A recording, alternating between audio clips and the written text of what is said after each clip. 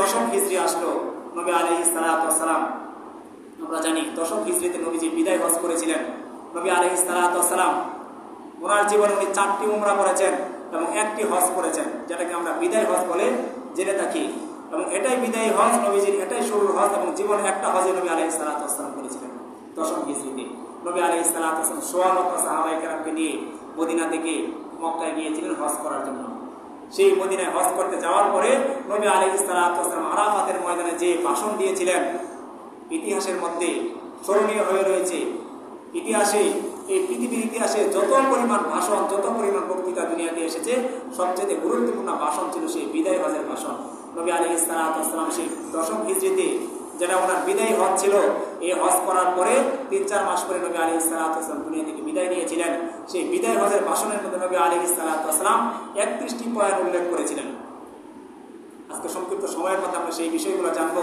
নবী আলাইহিস সালাতু ওয়াস সালাম সেই বিদায় হজের দিন আরাফাতের ময়দানে সর্বপ্রথম যে বিষয়টা উল্লেখ করেছিলেন, উনি সাহাবায়ে কেরামকে 1.5 লক্ষ সাহাবায়ে কেরামকে উল্লেখ করে বলেছিলেন, হে আমার সাহাবায়ে কেরাম, আমি জানি না আজকের পর তোমাদের সাথে আমার আর সাক্ষাৎ হবে কিনা, তবে আমি তোমাদেরকে বলে দেই, তোমরা আমার এই কথাকে, আজকে আমি যে কথাগুলো তোমাদের সামনে বলবো, এই কথাগুলোকে তোমরা নিজেরা ধারণ করবা, এবং এখানে যারা উপস্থিত নেই, পরবর্তীতে যারা দুনিয়াতে আসবে বা দুনিয়াতে যারা রয়েছে কিন্তু এই মাহফিলের মধ্যে, এই সমাবেশের মধ্যে উপস্থিত নেই, তোমরা আমার এই কথাগুলো তাদের কাছে পৌঁছিয়ে দিবা। এতে করে হবে কি, নবী আলাইহিস সালাতু ওয়াস সালাম বলেছিলেন, যারা এই কথাগুলোকে অন্যের কাছে পৌঁছিয়ে দিবে, আল্লাহ পাক রব্বুল আলামিন তাদের উপরে বিশেষভাবে রহম করবেন, করুণা করবেন। সুবহানাল্লাহ। এটা ছিল নবী আলাইহিস সালাতু ওয়াস সালামের প্রথম কথা। দ্বিতীয়ত নবী আলাইহিস সালাতু ওয়াস সালাম বলেছিলেন, হে আমার সাহাবায়ে কেরাম, তোমরা জেনে রাখো, তোমাদের পরস্পরের মধ্যে আজ থেকে একে অপরের রক্ত, একে অপরের জান, একে অপরের সম্পদ, এমনকি একে অপরের ইজ্জত পরস্পরের জন্য হারাম করে দেওয়া হলো।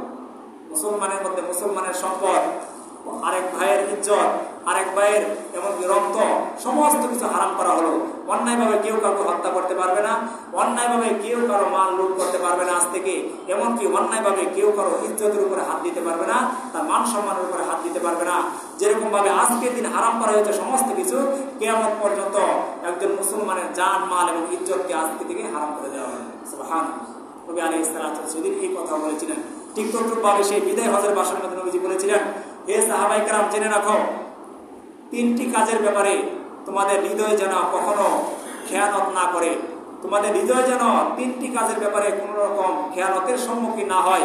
1 নম্বরে নবী আলাইহিস সালাতু ওয়াস সালাম বলেছিলেন, তোমরা দুনিয়াতে যে কোনো কাজে করো না কেন, আমার মৃত্যুর পরে সমস্ত কাজ যেন হয় একমাত্র আল্লাহ পাকের সন্তুষ্টির জন্য। সুবহানাল্লাহ। দুনিয়াতে আমি আপনি যাই করি না কেন, সমস্ত কাজ হতে হবে একমাত্র কার জন্য ভাই? আল্লাহ পাকের সন্তুষ্টির জন্য। দুনিয়ার মানুষ দেখলো কি দেখলো না, কে কি বললো কে কি বললো না, এগুলো দিকে ভ্রুক্ষেপ না করে নবী আলাইহিস সালাতু ওয়াস সালাম বলেছিলেন, যে কাজগুলাই করবা সর্বপ্রথম মনে রাখতে হবে এই কাজটা যেন একমাত্র আল্লাহ পাকের সন্তুষ্টির জন্য হয়। 2 নম্বর নবী আলাইহিস সালাতু ওয়াস সালাম বলেছিলেন, তোমাদের উপরে যদি এরকম কোনো শাসক নিযুক্ত হয়, যে শাসক কালো, নিগ্রো, নাক বোঝা, কিন্তু সে আল্লাহ পাকের হুকুম মানে, আল্লাহ পাকের দ্বীনের উপরে সে প্রতিষ্ঠিত, এবং আমি নবী মুহাম্মদ রাসূলুল্লাহ সুন্নাহ অনুযায়ী সে রাষ্ট্র পরিচালনা করে, তাহলে সেই শাসকের তোমরা বিরোধিতা করবে না, বরং সেই শাসকের তোমরা কল্যাণ কামনা করবে। 3 নম্বর নবী আলাইহিস সালাতু ওয়াস সালাম বলেছিলেন যে তোমরা মৃত্যু পর্যন্ত, যে যতদিন বেঁচে থাকবা ততদিন পর্যন্ত তোমরা মুসলমানের জামাতের সাথে তোমরা আঁকড়ে থাকবা, মুসলমানের জামাতের সাথে তোমরা সম্পৃক্ত থাকবা।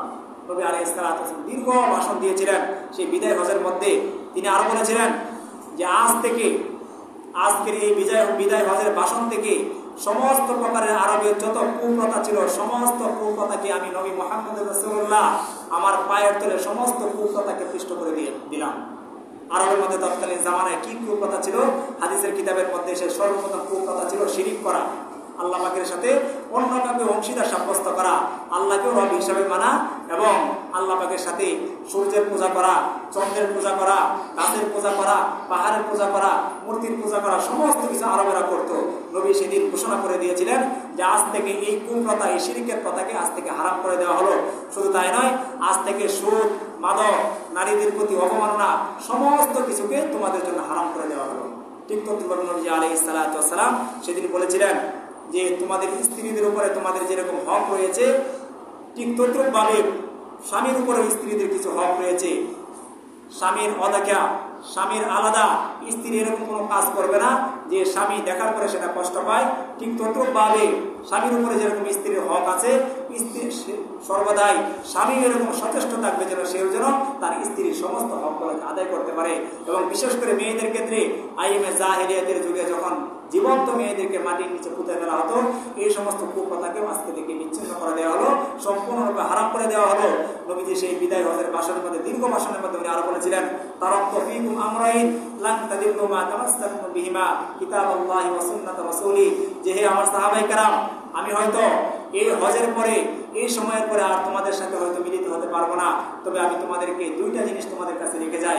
তোমরা যদি আমার মৃত্যুর পরে এই দুইটা জিনিসকে আঁকড়ে ধরতে পারো, তাহলে তোমরা কোনো রকমে ধ্বংস হবে না, কোনো সময় তোমরা পথভ্রষ্ট হবে না। তবে আলাইহিস সালাতু ওয়াস সালাম সেদিন বলেছিলেন দুইটা জিনিস হলো, এক হলো কিতাবুল্লাহ, আল্লাহ পাকের এই কিতাব, এই কোরআন, এই কোরআনকে তোমরা আঁকড়ে ধরবে।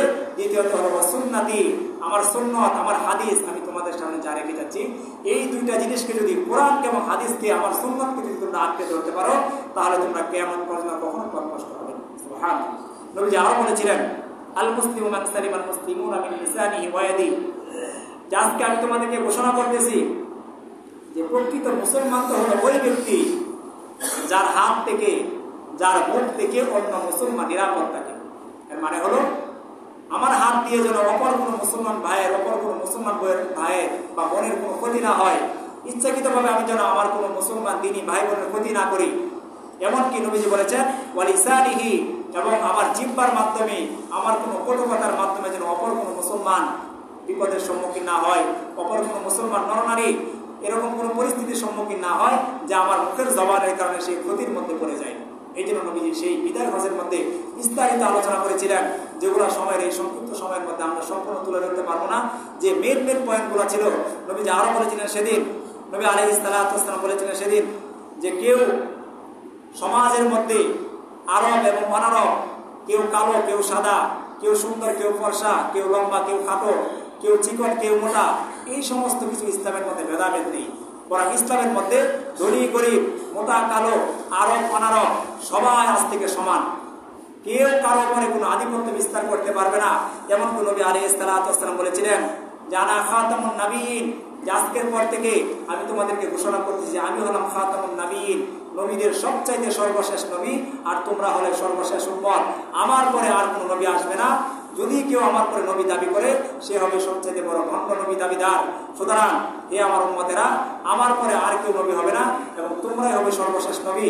তবে আমার পরে যেহেতু আর কোনো নবী আসবে না, এই যে আমি আমার এই জীবনে 63 বছরের জীবনে তোমাদেরকে যে দিন শিক্ষা দিয়ে গেলাম, যে ইসলামকে প্রতিষ্ঠিত করে গেলাম, এর দাওয়াতের কাজ কে করবে? আমার চলে যাওয়ার পরে তোমরা এই কাজগুলো করবে এবং কিয়ামত পর্যন্ত যত উম্মত আসবে, সমস্ত উম্মতেরা এই ইসলামের দাওয়াতি কাজ করবে। সুবহানাল্লাহ। নবী আলাইহিস সালাতু ওয়াস সালাম সেদিন আরো বলেছিলেন যে তোমাদের মধ্যে সবচাইতে আল্লাহ পাকের কাছে ওই ব্যক্তি সম্মানিত হবে যার তাকওয়া যত বেশি হবে।